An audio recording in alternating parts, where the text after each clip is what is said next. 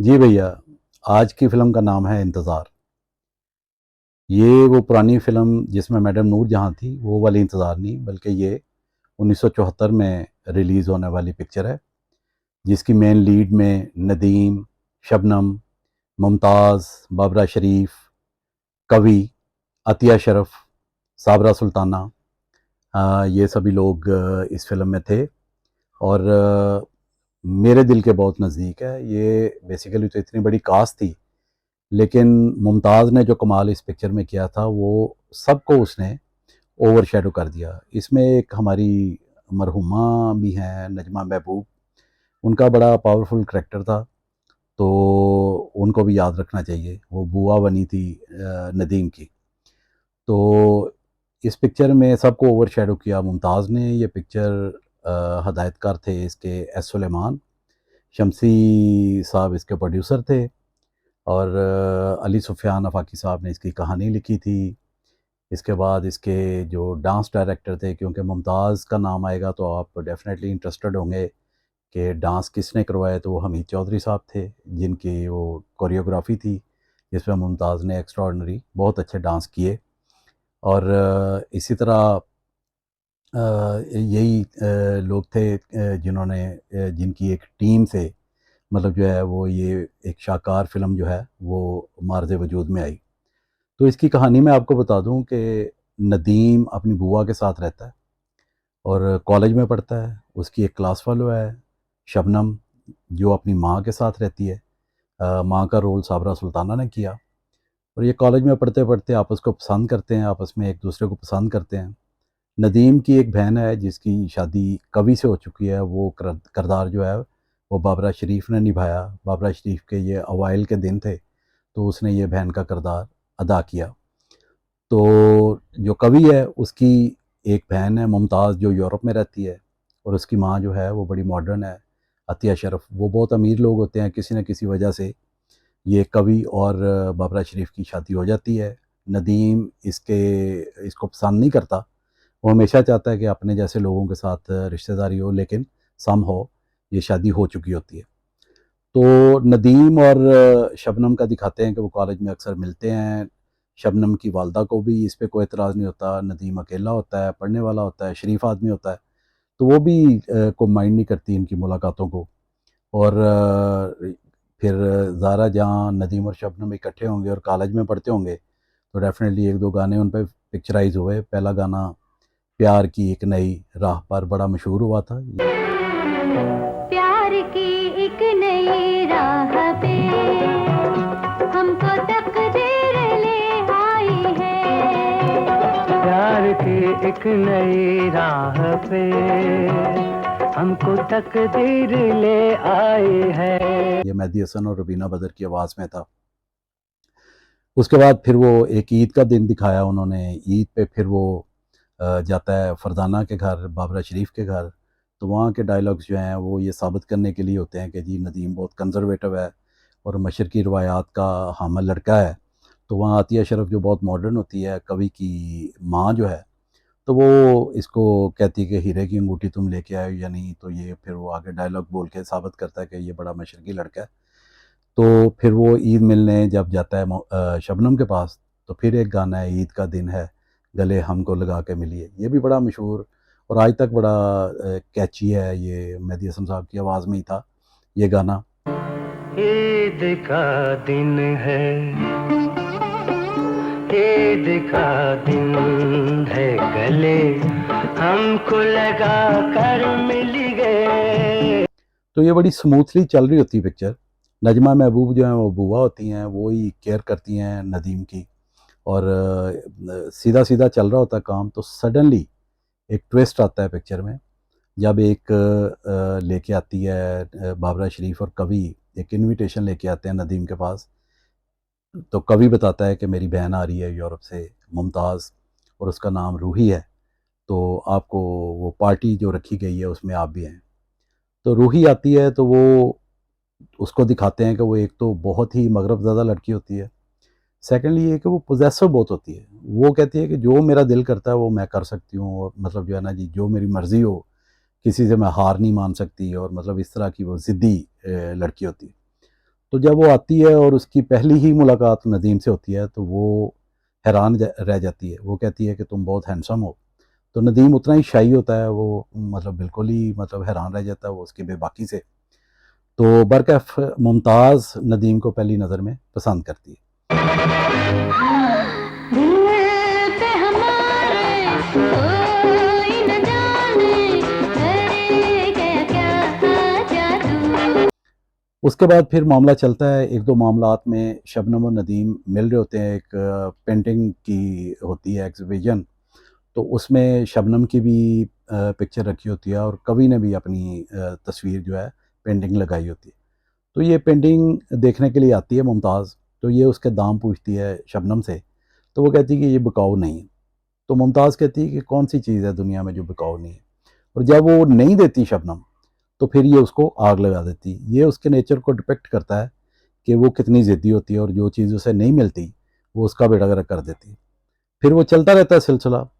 उसके बाद फिर मतलब जो है ना जी वो उसकी ज़िद बन जाती है। ये आके फिर वो बाबरा शरीफ को बताती है कि अच्छा तुम्हारा भाई जो है वो इसलिए मुझसे दूर है या मुझसे शादी नहीं करना चाहता। तो बाबरा हैरान रह जाती है कि आप मेरे भाई से शादी करना चाहते हो। तो वो कहती है हाँ।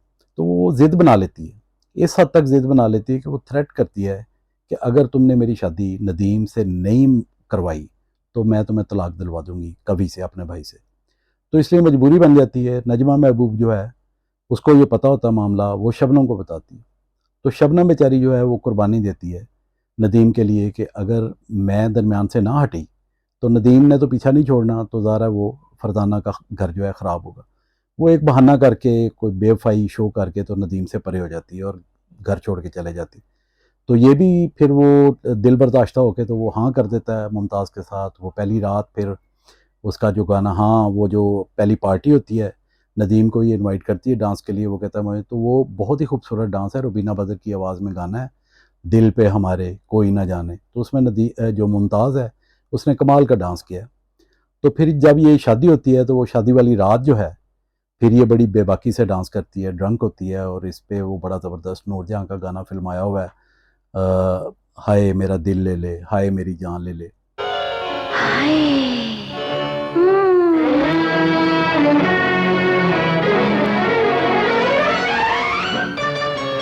हाय मेरा दिल ले ले, हाय मेरी जान ले ले, हाय मेरा दिल ले ले, हाय मेरी जान ले ले। तो उस गाने के बाद ये दो गाने जो बड़ी थ्रिल पैदा करते हैं पिक्चर में, सडनली पिक्चर जो है उसका मूड चेंज हो जाता है। कुछ दिनों के बाद फिर ये कहती है कि मैं क्लब जा रही हूँ, तुम भी चलो। ये उसके साथ शुरू शुरू में जाता है क्लब। तो वहाँ ये फिर वो साड़ी ब्लाउज़ जो है वो नीचे करके तो मतलब वो डांस करती है और वो भी बड़ा ज़बरदस्त गाना मशहूर हुआ था। नयरा नूर ने वो गाना गाया था, अचानक बत्ती बुझ गई। तो वो उस गाने पे बड़ा ज़बरदस्त डांस था मुमताज़ का। एक वाकया सुनाऊं मैं कल रात जब मौसम था बरसात का। एक वाकया सुनाऊं मैं कल रात का। तो ये बड़ा कुड़ता है, हमेशा कुड़ता है कि ये क्या बात है। फिर इसको ताने भी मिलते हैं, लेकिन ये कि फिर इसको सारी चीज़ें चाबियाँ और ये मैनेजर बन जाता है सारी स्टेट का और ये मसरूफ़ हो जाता है, अपने आप को मसरूफ़ कर देता है। तो इसी असना में फिर ये होता है कि इनका बेबी हो जाता है, बच्चा हो जाता है। ये उसमें थोड़ा-सा महव हो जाता है, लेकिन उसके तौर तरीके मुमताज़ के नहीं बदलते। मैं मोम की गुड़िया हूँ, मैं मोम की गुड़िया, मैं मोम की गुड़िया हूँ, मैं मोम की गुड़िया। तो ये कई दफ़ा इसकी वो जंग भी होती है उसके साथ। ये कहता है कि अब तुम्हारे बेटे को तुम्हारी ज़रूरत है। वो कहती है मैंने बुआ रख दी है उसको, तो अगर एक और भी रखनी है तो और रख दो, मैं अपनी ज़िंदगी अपनी मर्ज़ी से। तो ये इनका जो है वो चल रही होती है अंदर से टसल, लेकिन नदीम का कोई इशू नहीं होता। ज़ाहिर है वो बड़ा सीधा-सीधा ज़िंदगी गुज़ार होता है। तो वो एक दिन वो स्कूल जो है वो इसको चेंज करवाता है बच्चे को। तो वो जब वहाँ जाता है तो वो उसकी नई टीचर आई होती है।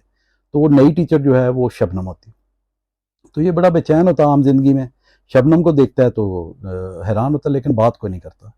तो उस दिन फिर ये पहली दफ़ा ज़िंदगी में, इसे सब कहते हैं कि जी सारे दुखों की दवा जो है शराब है, तो ये भी शराब पीता है। पूछो न हमने किस लिए पी है, पूछो न हमने एक बेवफा से दिल को लगा के। जब ये शराब पीता है तो एक गली में ऐसे ही गिरता है किसी के घर के सामने, तो बाय द वे जो है वो शबनम का घर होता है। वो किसी फंक्शन से लेट आती है तो वैसे उठा के घर ले जाती है। तब वहाँ ये राज खुलता है कि एक्चुअली शबनम ने बेवफाई नहीं की, बल्कि शबनम ने तो एक सेक्रीफाइस किया है इन दोनों के लिए। तब ये फिर इज़्ज़त करनी शुरू कर देता है उसकी, और उसकी कुर्बानी को सराहता है। तो ये बच्चे के साथ अक्सर उसके साथ इन्वॉल्व होने की कोशिश भी करता है। शबनम अलबत्ता सही होती है, वो कहती है कि नहीं, अब हमारे दरमियान कुछ नहीं है, बस एक इज़्ज़त का रिश्ता है। लेकिन ये उसके अंदर सुकून महसूस करता है। तो इस असना में जो है मुमताज़, वो देखती है कि इसका मूड सडनली चेंज हो गया है नदीम का। बीवियों को पता होता है, तो ये पहले हर वक्त लड़ता रहता था, वो अब खुश रहता है। तो एक दिन फिर वो शबनम और नदीम बच्चे को लेके पिकनिक पे जाते हैं। मुमताज़ इन दोनों को वो पिकनिक पे देख लेती है, तो उसका तो हशर हो जाता है। वो सोच भी नहीं सकती कि कोई उसकी ज़िंदगी में कोई इस तरह का मामला होगा कि कोई उससे बढ़ के उसके ख़ामद के नज़दीक आ जाएगा, या उसका ख़ामद किसी और की वजह से उसे, क्योंकि उसने तो शादी इस वजह से की होती है, ज़िद की वजह से कि अच्छा मुझे पसंद नहीं करता नदीम, शबनम को क्यों करता है। हाँ, वो मैं आपको याद करवा दूँ, वो जब शराब पीता है नदीम, तो फिर वो एक गाना है किस लिए पी है, ये एक गाना है, वो आप देख लेंगे वीडियो में। तो उसके बाद फिर ये जब वो घर आता है, तो पहले तो वो फरदाना को थप्पड़ मारती है कि तुम मतलब जो है भाई की ज़्यादा करते हो, मैं खुद अपनी आंखों से देख के आई हूँ। तो वो फरदाना जो है यानी बाबरा शरीफ फिर मुमताज़ शबनम को बताती है जाके कि इस तरह का मामला हुआ, मेरा घर भी तबाह हो रहा है और नदीम का घर भी तबाह हो रहा है। तो शबनम कहती है मैं उसे समझाती हूँ जाके। जब शबनम मुमताज़ के पास आती है, तो क्या एक्टिंग थी मुमताज़, सब बाकी जो अदाकार थे उनको वो ओवरलैप कर गई थी। वो शबनम और उसका मुमताज़ का सीन ऐसा होता है कि मुमताज़ उसे कहती है कि तुम क्यों आई हो, मैं तुम्हारी कोई बात नहीं सुनना चाहती, वो उसको बोलने ही नहीं देती। और उसमें बड़ी ज़बरदस्त एक्टिंग थी, और मुमताज़ जो है वो उसे ज़लील करके घर से निकाल देती है। तो जो नजमा महबूब है बुआ, वो आती है, वो कहती है कि तुम्हें नहीं पता तुम्हारा घर जो बसा था वो वो कहती है कि तुम इतनी नमक राम हो कि तुम मेरी बजाय शबनम की साइड ले रही हो। तो वो उसे थप्पड़ मार देती वो, और उसे घर से निकाल देती। तो जब नदीम आता है तो फिर बच्चा उसे बताता है कि बुआ को मामा ने घर से निकाल दिया। तो नदीम कहता है क्या वजह है। तो वो मुमताज़ बताती है कि तुम मुझे पता नहीं था कि तुम इतने गिरे हुए हो। तो वो आगे से डांटता है, वो कहता है वो मेरी माँ थी जिसे तुमने थप्पड़ मारा, और तुम क्या हो, हर वक्त तुम गैर मर्दों की जो है वो बाजुओं में झूलती हो, और मैंने कभी एतराज़ नहीं किया।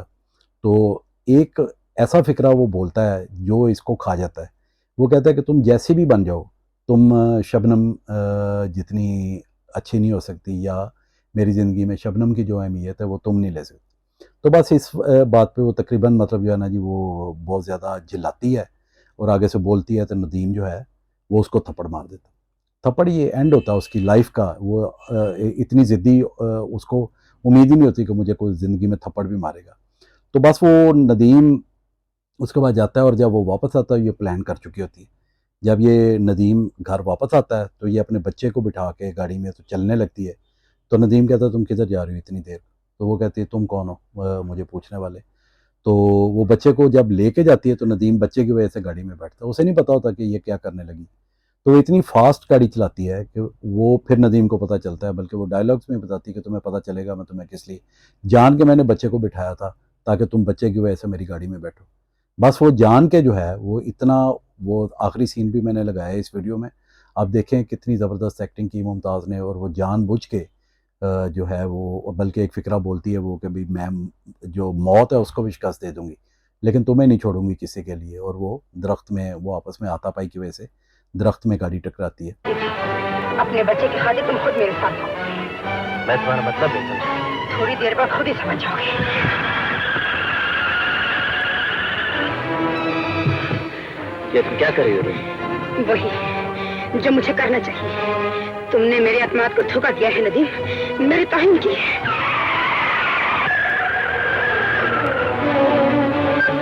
मेरे होते हुए तुम किसी और की तरफ आंख उठाकर नहीं देख सकते। लेकिन रूही, तुम ये भूल गए कि मैंने आज। तो मुमताज़ जो है वो फौरी मर जाती है। नदीम आखिर पे वो लिखता है कि शादा का नाम, के वसीम को जो बेटा उसका होता है उसको शादा को दे दें, और वो बाबरा को वो मैसेज दे के तो वो भी मर जाता है।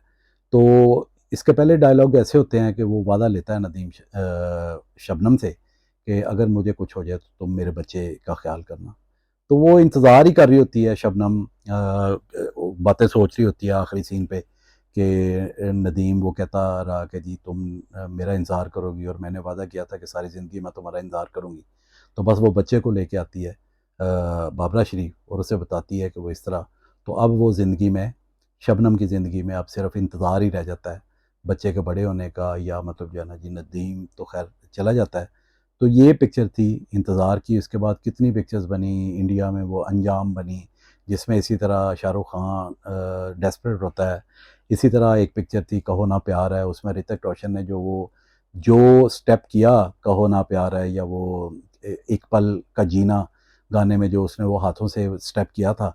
तो इसमें देखेंगे आप वो दिल पे हमारे मुमताज़ ने कितने साल पहले वो स्टेप किया। बेसिकली बात यही है कि बॉलीवुड में आपको पता है कि वो जो वहाँ के अदाकार हैं उनको कितनी हाइप मिलती है, या वहाँ कितना पैसा इन्वॉल्व है, और हमारे जो अदाकार हैं उनको कितनी जल्दी बुला दिया जाता है।